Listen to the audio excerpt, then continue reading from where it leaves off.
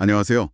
오늘은 이휴경 정신건강의학과 의사 겸 경영학 박사님이 쓰신 글 코칭의 이해와 특징, 이걸 바탕으로 코칭에 대해 좀 깊이 이야기 나눠보겠습니다. 네, 안녕하세요. 요즘 정말 화두인 코칭에 대해 자세히 알아볼 좋은 기회인 것 같습니다. 네, 이 코칭이라는 말, 정말 요즘 여기저기서 안 들리는 데가 없는 것 같아요. 맞아요.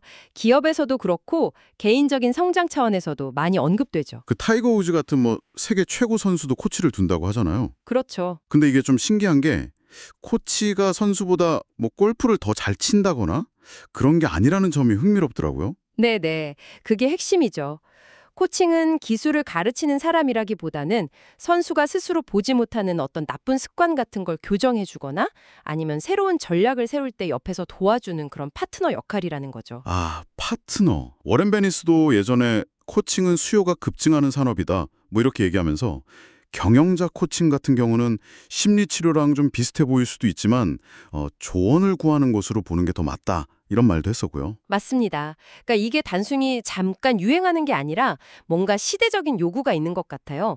그래서 오늘 이 시간에는 코칭이 왜 이렇게 주목받는지, 그 진짜 의미가 뭔지 좀 제대로 파헤쳐 보려고 합니다. 좋습니다. 코칭의 어떤 철학적인 배경부터 시작해서 우리가 흔히 헷갈리는 컨설팅이나 멘토링하고는 구체적으로 어떻게 다른지, 그리고 코칭만이 가진 핵심 특징들은 뭔지 이런 것들을 좀 명확하게 짚어보면서요. 당신에게 실질적인 도움이 될 만한 통찰을 드릴 수 있도록 한번 해보겠습니다. 네, 오늘 아주 명쾌하게 정리가 될 것 같은데요. 주신 자료를 보니까 코칭 산업 성장세가 IT 산업보다도 빠르다는 그런 예측까지 있었네요. 네, 2000년대 초반 자료이긴 한데 그 당시 하버드 비즈니스 스쿨 저널에서 코치가 한 10,000명 정도 됐는데 5년 안에 5만 명으로 늘 거다. 이런 예측을 했었죠. 와, 5배요. 대단하네요. 네, 그리고 일본 같은 경우는 프라이버시를 중시하는 문화 때문인지 그때 이미 2만 명 정도 코치가 활동하고 있었다고 하고요. 한국도 수백 명 코치가 있고 계속 인기가 높아지고 있다고요? 그렇죠. 미국에서는 코치가 주 1회 한 30분에서 60분 정도 전화로 코칭을 하는데 월 600달러에서 2,000달러 정도를 벌고 시간당 400달러 이상 받는 코치들도 있다고 하니까요. 이게 웬만한 정신과 의사나 심리치료 전문가 수입보다 높을 수도 있다는 거죠. 이야, 정말 전문 분야로서 자리를 잡았네요. 네, 그만큼 수요도 많고 가치를 인정받고 있다는 뜻이겠죠. 그럼 이렇게 코칭이 각광받는 이유, 그 본질을 좀 더 들어가 봐야 할 것 같은데요. 한국코치협회에서는 코칭을 어떻게 정의하고 있나요? 협회 정의는 이렇습니다. 코치와 고객이 파트너를 이루어서 고객 스스로 목표를 설정하고 효과적으로 달성하면서 성장할 수 있도록 지원하는 과정이다. 파트너십, 스스로 목표 설정, 성장 지원, 이게 키워드군요. 맞습니다. 그리고 일본 작가 에노모토 히데타케가 쓴 마법의 코칭이라는 책에서는 코칭 철학을 3가지로 딱 요약했어요. 오, 3가지요. 뭔가요? 첫째, 모든 사람에게는 무한한 잠재 가능성이 있다. 둘째, 필요한 해답은 전부 그 사람 내부에 있다. 내 안에 답이 있다. 그렇죠. 그리고 셋째, 그 해답을 찾기 위해서는 파트너, 그러니까 코치가 필요하다는 겁니다. 이거 정말 공감이 가는데요. 특히 해답은 당신 안에 있다는 말이요. 그렇죠. 사실 생각해보면 오랫동안 막 고민하던 문제가 있었는데 우연히 누구랑 얘기하다가 들은 말 한마디나 아니면 책 읽다가 본 구절 하나에서 갑자기 하면서 실마리가 풀리는 경험 다들 한 번쯤 있지 않으세요? 맞아요. 그런 순간들이 있죠. 그게 결국 관점이 확 바뀌면서 길이 보이는 거잖아요. 코칭이 바로 이런 원리에서 출발하는 거군요. 정확합니다. 코치는 정답을 알려주는 사람이 아니에요. 당신이 스스로 정답을 찾도록 역해서 돕는 파트너인 거죠. 가만히 들어주고 또 적절한 질문을 던져서 다양한 시각을 열어주고 당신 스스로 탐색하고 정리하도록 돕는 겁니다. 그렇군요. 이런 현대 코칭이 어떻게 시작됐는지 그 기원도 좀 궁금한데요. 자료에 보니까 1980년대에 재무 설계사였던 토마스 레나드라는 분으로부터 시작됐다면서요? 네, 그 이야기가 아주 흥미롭죠. 이분이 여피족 고객들을 상담하는데 고객들이 단순히 재정적인 조언만 원하는 게 아니라 인생 전반에 대한 이야기를 나누고 싶어 한다는 걸 발견한 거예요. 아, 돈 문제뿐만 아니라 삶에 대한 이야기? 그렇죠. 근데 이 고객들이 뭐 심각한 정서적 문제가 있는 건 아니어서 심리 치료사를 찾아갈 정도는 아니었고 그저 자기 이야기를 들어주고 함께 이야기 나눌 상대를 원했던 거죠. 그냥 대화 상대가 필요했던 거군요. 네. 그래서 레나드가 인생 설계사 같은 역할을 하게 된 거고 그러다가 한 고객이 그를 코치라고 부르기 시작하면서 코칭이라는 비즈니스가 탄생하게 된 겁니다. 와, 그렇게 시작된 거군요. 네, 그리고 1992년에는 코치 유니버시티, CAU라고 하는 정식 코치 교육 프로그램도 만들었고요. 아, 체계적인 교육까지. 중요한 건 이런 코칭에서 이루어지는 대화는 그냥 친구랑 편하게 수다 떠는 것과는 명확하게 다르다는 점이에요. 아, 그런가요? 어떤 점에서 다른 거죠? 그냥 편하게 이야기 들어주고 하는 거랑은 다른가 보네요. 네, 몇 가지 뚜렷한 차이가 있는데요. 첫째는 아까 말씀드린 코칭 철학에 기반해서 상대방의 성장과 성과 향상이라는 명확한 목표를 가지고 대화한다는 겁니다. 목표 지향적이군요. 네. 둘째는 이게 구조화된 대화라는 거예요.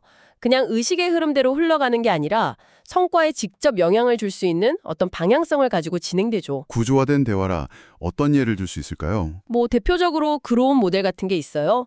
목표 설정, 현실 파악, 어떤 대안들이 있는지 찾아보고 마지막으로 실행 의지를 다지는 거죠. GROW? 네. 아니면 그 코치 유니버시티의 5단계 모델도 있고요. 초점 설정, 가능성 발견, 집행 계획 수립, 장애 요소 제거, 마무리. 앞글자만 따서 초가집장마 이렇게 외우기도 하더라고요. 아, 초가집장마. 재밌네요. 그리고 셋째는 이게 그냥 말만 하는 게 아니라 경청, 질문, 메시지 전달, 인정하기 같은 다양한 커뮤니케이션 기술들이 아주 정교하게 조화를 이루는 어떻게 보면 하나의 예술과도 같다는 점입니다. 그렇군요. 목표 지향적이고 체계적이고 또 전문적인 기술이 필요한 대화다. 그럼 이제 코칭이 다른 유사한 분야들이랑은 어떻게 다른지 좀 명확히 짚어볼 필요가 있겠어요. 예를 들면 컨설팅, 카운슬링, 멘토링 이런 것들이 이게 좀 헷갈릴 때가 많거든요. 네, 아주 좋은 질문입니다. 이걸 명확히 구분하는 게 코칭을 이해하는 데 정말 중요합니다. 우선 컨설팅부터 보면요. 컨설팅은 보통 전문가다 문제 상황을 진단하고 분석해서 구체적인 해결책을 제시해주는 역할이죠. 네, 그렇죠. 보고서를 준다거나 전력을 짜준다거나. 맞습니다. 반면에 코칭은 해결책을 직접 주는 게 아니라 당신이 스스로 해결책을 발견하고 또 그걸 실행할 수 있는 능력을 키우도록 돕는 데 초점을 맞춰요. 아, 방법을 알려주는 게 아니라 능력을 키워준다. 네. 그래서 컨설팅이 주로 무엇을 해결할 것인가에 집중한다면 코칭은 누구, 즉 당신이라는 사람 자체에 더 집중한다고 볼 수 있습니다. 문제 해결 방법 전수가 아니라 문제 해결 능력 함양이군요. 알겠습니다. 그럼 카운슬링이나 테라피와는 어떻게 다를까요? 이것도 대화를 통해 돕는다는 점은 비슷해 보이는데요. 카운슬링이나 테라피는 주로 어떤 정서적인 어려움이나 심리적인 문제를 다루죠. 그리고 그 원인을 찾기 위해서 과거의 경험을 좀 깊이 탐색하는 경우가 많습니다. 과거 경험이요? 네. 물론 현재나 미래도 다루지만 과거의 어떤 상처를 치유한다거나 반복되는 행동 패턴을 분석하는 데 좀 더 비중을 두는 경향이 있죠. 하지만 코칭은 기본적으로 미래지향적입니다. 아, 미래. 네. 당신이 원하는 목표가 무엇인지 설정하고 현재 상태에서 그 목표로 나아가기 위한 구체적인 계획과 실행에 집중하는 거죠. 과거 이야기는 당신 스스로 필요하다고 생각하면 참고할 뿐이지 코치가 막 깊이 파고들지는 않아요. 과거보다는 미래 설계에 초점을 맞춘다. 명확하네요. 그럼 마지막으로 멘토링은요? 보통 경험 많은 선배가 후배한테 조언해주는 그런 느낌인데 이것도 코칭이랑 비슷하면서도 좀 달라 보여요. 멘토링은 말씀하신 것처럼 보통 특정 분야에서 경험이나 지식이 풍부한 멘토가 자신의 경험을 바탕으로 조언이나 지도를 해주는 관계죠. 좀 더 수직적인 관계에 가깝다고 볼 수 있어요. 멘토의 지혜나 노하우를 전수하는 거죠. 네, 그렇죠. 선배가 후배에게. 때로는 개인적인 조언도 좀 깊게 하고요. 그런데 코칭은 코치와 당신이 동등한 입장에서 파트너십을 맺는 수평적 관계를 훨씬 강조합니다. 아, 수평적 파트너십. 네. 코치는 자기 경험을 막 가르치려고 하기보다는 당신 안에 있는 생각과 가능성을 끄집어내는 데 집중해요. 판단하지 않고 온전히 당신의 이야기에 귀 기울이고 당신의 성장을 지원하는 거죠. 와, 정말 명쾌하게 정리가 되는데요. 그러니까 컨설팅은 답 제시, 카운슬링은 과거 치유 중심, 멘토링은 경험 전수 기반의 수직적 관계, 그리고 코칭은 미래 잠재력 중심의 수평적 파트너십. 이렇게 딱 정리하면 될까요? 오, 아주 정확하게 요약하셨네요. 맞습니다. 이제 좀 확실히 알겠습니다. 그리고 이런 코칭의 원리나 방식이 조직 내 리더십과도 아주 밀접하게 연결된다는 점도 중요해요. 리더십과요? 네. 어떤 면에서는 코칭은 셀프 리더십, 리더십 이렇게 등식으로 표현할 수도 있을 정도입니다. 코칭이 곧 리더십이다. 그렇죠. 리더십이라는 게 단순히 직함이나 자리가 아니라 존재하는 방식, 태도에 가깝다는 거죠. 효과적인 리더는 일방적으로 지시하고 통제하려고 하기보다는 구성원들이 스스로 최선을 하도록 돕고 그들의 의견을 존중하고 또 그들이 조직에 기여하고 있다고 느끼게 만들어주거든요. 아, 그게 바로 코치형 리더의 모습이군요. 네, 전통적인 리더가 내가 답을 안다고 생각하고 통제하려 한다면 코치형 리더는 답은 구성원 안에 있을 수 있다는 호기심을 가지고 경청하고 책임을 부여하고 공유하는 거죠. 리더십의 패러다임이 바뀌는 거네요. 맞습니다. 그렇다면 이제 코칭의 구체적인 특징들을 하나하나 좀 더 깊이 들여다볼 시간인 것 같습니다. 자료에서는 5가지 핵심 특징을 이야기하고 있는데요. 자원, 존중, 경청과 질문, 시너지, 그리고 자기관리. 이 순서대로 한번 가볼까요? 첫 번째 특징, 자원, resources부터 시작해보죠. 모든 사람은 필요한 자원을 이미 가지고 있다는 이 전제가 상당히 인상 깊어요. 네, 이게 NLP, 신경 언어 프로그래밍의 기본 전제 중 하나이기도 한데요. 코칭은 기본적으로 당신 안에 이미 잠재되어 있는 능력, 지혜, 경험, 강점 같은 것들, 이걸 자원이라고 보거든요. 아, 내 안의 자원? 네, 그리고 코치는 이걸 발견하고 잘 활용할 수 있도록 돕는 역할을 하는 거예요. 마치 그 마중물처럼요. 물을 끌어올리기 위해 먼저 붓는 물 있잖아요. 네네. 그런 역할을 하는 거죠. 사과 안에 들어있는 씨앗은 몇 개인지 셀 수 있지만 씨앗 하나 속에 들어있는 사과는 무한하다는 말이 있잖아요. 와, 멋진 말이네요. 당신의 잠재력은 무한하고 그 해답은 외부 어딘가가 아니라 바로 당신 내부에 있다는 믿음. 이게 코칭의 아주 근본적인 출발점입니다. 그럼 그 내면의 자원을 어떻게 끌어내나요? 그게 바로 동기부여와 연결되는 건가요? 정확합니다. 이 내면의 자원을 실제로 행동으로 옮기게 만드는 힘이 바로 동기부여죠. 근데 동기부여라는 게 그냥 옆에서 할 수 있다, 화이팅! 이렇게 외친다고 되는 건 아니잖아요. 그럼요. 허즈버그의 이요인 이론 같은 걸 보면 도움이 되는데요. 예를 들어 급여 인상이나 좋은 근무 환경 같은 위생 요인은 불만족을 없애줄 수는 있어도 그 자체로 막 일하고 싶게 만드는 강력한 만족이나 동기를 주지는 못한다는 거예요. 아, 불만족을 없애는 것과 만족을 주는 건 다르다. 그렇죠. 진짜 동기, 즉 동기 요인은 어떤 성취감, 내가 인정받고 있다는 느낌, 성장하고 있다는 감각, 책임감, 이런 내적인 것들에서 온다는 거죠. 코칭은 바로 이 동기 요인을 자극하는 데 집중합니다. 내적인 만족감, 성장 욕구요. 네. 매슬로우의 욕구 단계 이론을 봐도 그렇잖아요. 기본적인 생리적 욕구, 안전 욕구를 넘어서서 존중받고 싶고 자아를 실현하고 더 나아가서는 초월적인 단계까지 나아가려는 욕구가 인간에게 있다는 거죠. 코칭은 바로 이런 상위 욕구, 특히 자아 실현의 욕구를 지지하고 촉진하는 시스템이라고 볼 수 있습니다. 당신이 진정으로 원하는 게 뭔지, 당신에게 진짜 의미 있는 가치가 무엇인지 함께 탐색하도록 돕는 거죠. 그렇군요. 자, 그럼 두 번째 특징인 존중으로 넘어가 보겠습니다. 이게 지식정보 사회에서는 상사보다 부하 직원이 더 좋은 아이디어를 가지고 있을 수도 있기 때문에 상호 존중이 필수적이다라는 내용인데요. 어떻게 보면 당연한 말 같은데 실제 조직에서는 이게 참 어려운 부분인 것 같아요. 맞아요. 당연한 것 같지만 정말 실천하기 어려운 게 존중이죠. 맥그리거의 X이론, Y이론 이야기 아시죠? 네, 들어봤습니다. X이론은 인간은 기본적으로 게으르고 시키는 일만 하고 안전만 추구한다고 보는 관점이고, Y이론은 인간은 스스로 만족을 찾고 책임감을 가지고 일하며 성장하려는 욕구가 강하다고 보는 관점이잖아요. 그렇죠. 오늘날 기업들이 원하는 인재상 스스로 생각하고 움직이는 자립형 인재는 Y이론에 훨씬 가깝죠. 이런 인재를 키우려면 당연히 존중이 바탕이 되어야 합니다.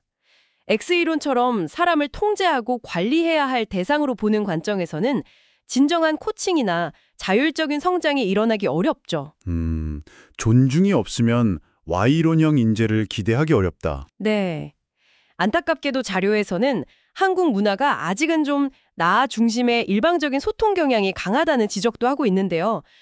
일반화하기는 어렵겠지만요. 네. 코칭에서 말하는 존중은 구체적으로 SET로 요약될 수 있다고 해요. support, 지지해주고, expectation, 긍정적인 기대를 하고, trust, 신뢰하는 거죠. SET, 지지, 기대, 신뢰. 네.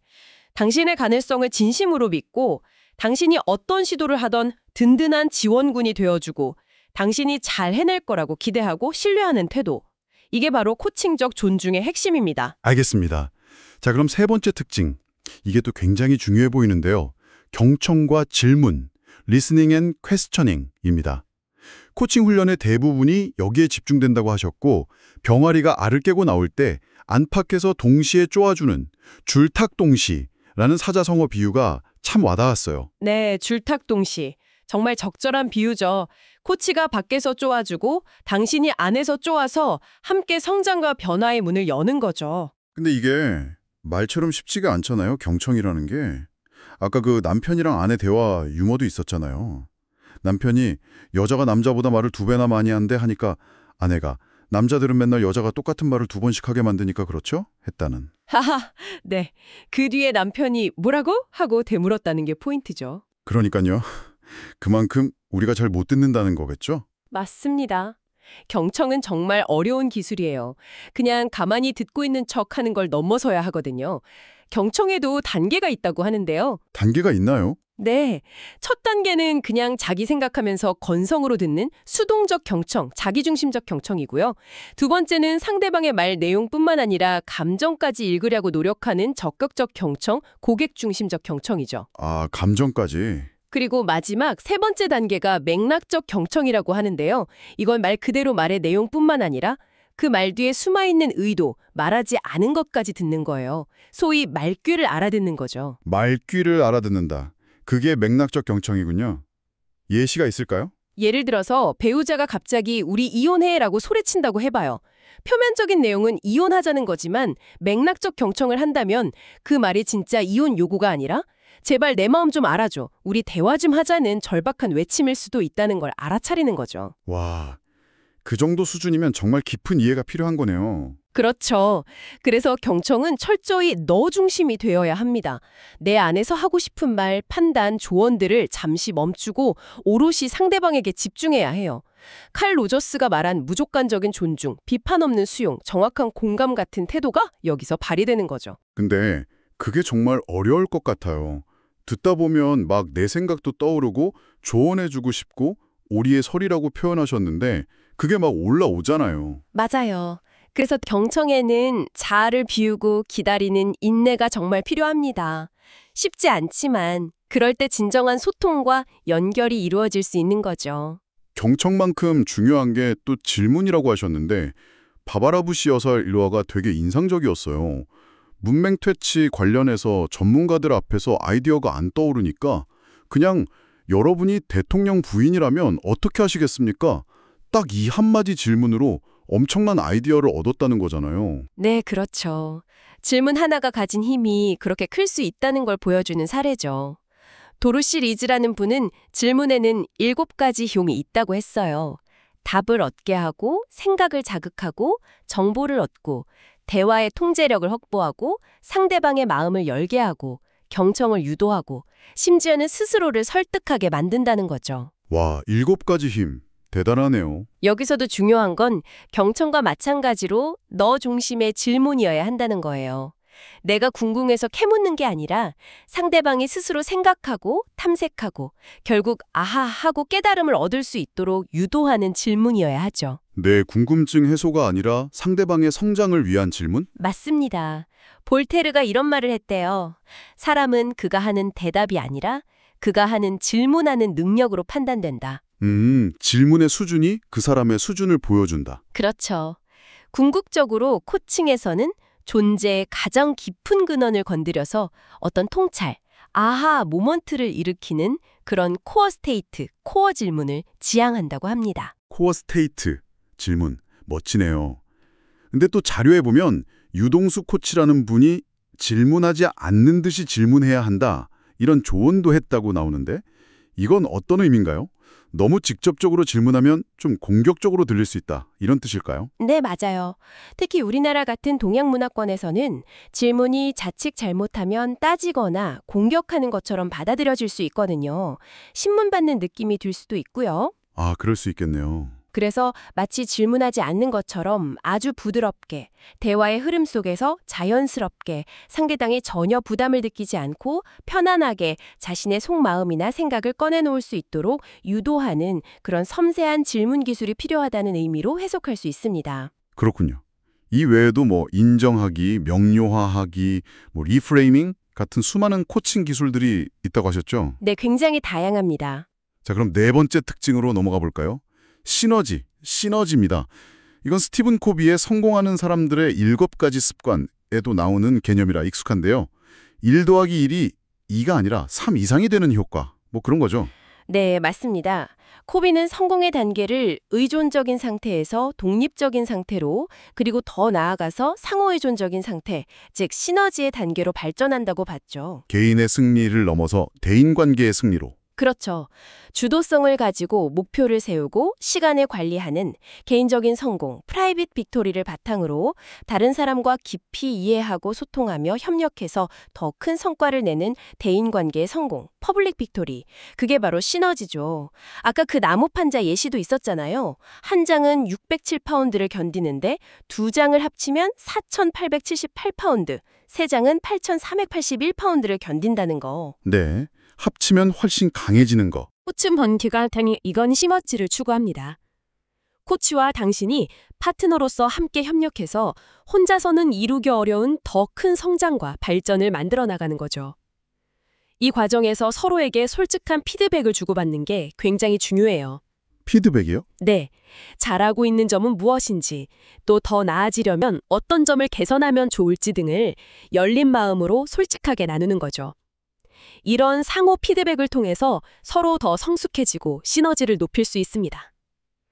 때로는 코치의 어떤 직관적인 느낌이나 통찰이 당신에게 새로운 관점을 열어주면서 시너지를 내는 데 도움이 되기도 하고요. 함께 성장하고 발전하는 파트너십, 이게 시너지군요.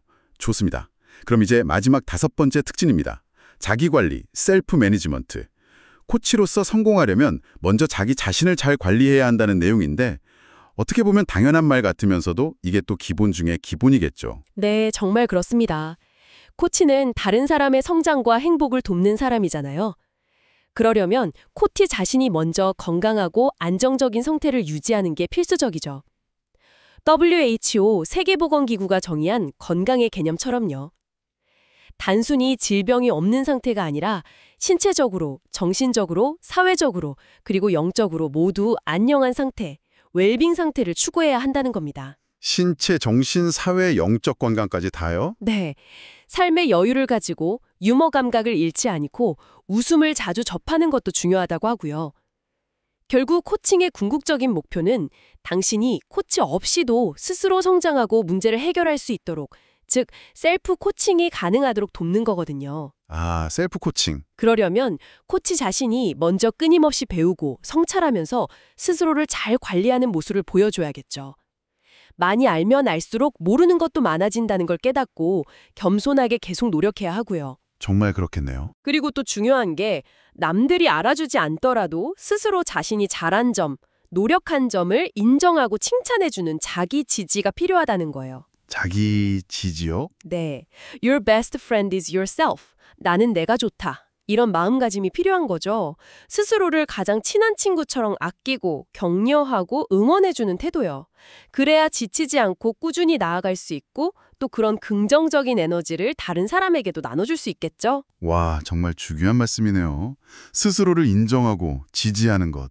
코칭의 특징 5가지를 쭉 들어보니까 이게 단순히 어떤 스킬이나 테크닉의 문제가 아니라 정말 깊은 철학과 인간에 대한 이해, 그리고 태도가 바탕이 되어야 하는 과정이라는 생각이 듭니다. 맞습니다. 아까 인도의 성자 라마나 마하리시 이야기 잠깐 나왔었잖아요. 깨달음에 이르는 3가지 길을 제시했는데 첫째가 나는 누구인가? 끊임없이 자기 자신에게 질문하는 것. 네, 둘째가 만물은 평등하다는 것을 깊이 묵상하는 것. 셋째가 스승의 가르침이나 책을 통해서 배우는 것이라고 했거든요. 나는 누구인가? 만물은 평등하다. 스승 책을 통한 배움. 코칭 과정이 바로 이런 깨달음의 과정을 촉진하는 역할을 한다고 볼 수 있어요. 마음 깊은 곳에서 나는 정말 무엇을 원하는가? 나는 누구인가? 같은 근원적인 질문이 떠오르게 하고 코치와 당신이 평등한 파트너라는 관점을 받아들이게 하고 또 코치의 말 한마디나 어떤 질문을 통해서 번뜩이는 깨달음을 얻도록 유도하는 거죠. 정말 그러네요. 코칭이 삶의 근원적인 질문과 맞닿아했다는 느낌이 듭니다. 저는 이 이야기를 들으면서 이런 생각이 들었어요.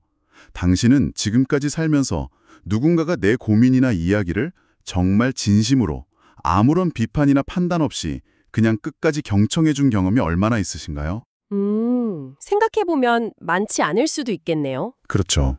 반대로 내가 누군가의 이야기를 그렇게 온전히 들어준 경험은 또 얼마나 될까 싶기도 하고요.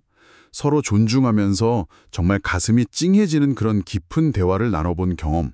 어쩌면 우리는 진짜 마음이 통하는 대화를 10분 하기도 어려운 시대를 살고 있는 건 아닌가 하는 생각도 들어요. 네, 공감합니다. 너무 바쁘고 자극적인 정보도 많고 깊이 있는 대화가 점점 줄어드는 것 같아요.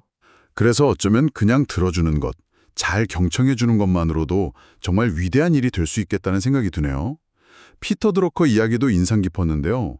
13살 때 선생님한테 너는 나중에 어떤 사람으로 기억되길 바라니? 이 질문 하나를 받았는데 그 질문이 평생 자신을 이끌었다고 하잖아요. 네, 그 질문 하나가 평생의 화두가 된 거죠. 그러니까 코칭의 효과라는 게 당장 눈앞에 딱 나타나지 않을 수도 있겠지만 마치 좋은 땅에 뿌려진 씨앗처럼 언젠가는 30배, 60배, 100배의 결실로 이어질 수 있다는 그런 희망을 갖게 되는 것 같아요. 맞습니다. 코칭은 단순히 어떤 행동, doing의 변화를 넘어서서 존재, being 자체를 다루기 때문이죠.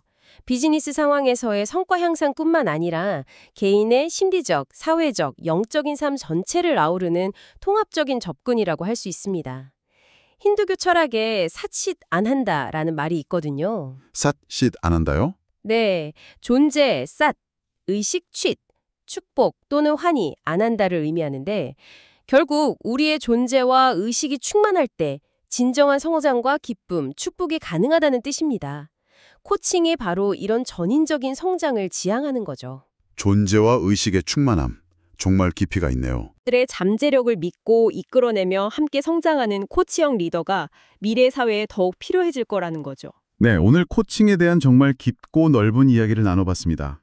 이걸 듣고 계신 당신은 어떤 생각이 드셨는지 궁금하네요. 마지막으로 오늘 나눈 이야기와 관련해서 한 가지 생각해 볼 거리를 던져드리고 마무리를 할까 합니다. 네, 좋습니다. 오늘 우리가 코칭에서 가장 중요하다고 여러 번 강조했던 것 중 하나가 바로 경청이었잖아요. 오늘 하루 딱 10분만이라도 시간을 내서 당신 주변의 소중한 사람, 가족이든 친구든 동료든 그 사람의 이야기를 정말 온전히 아무런 판단 없이 그냥 마음으로 들어준다면 당신과 그 사람 사이에 어떤 작은 변화가 시작될 수 있을까요? 한번 생각해 보시면 좋겠습니다.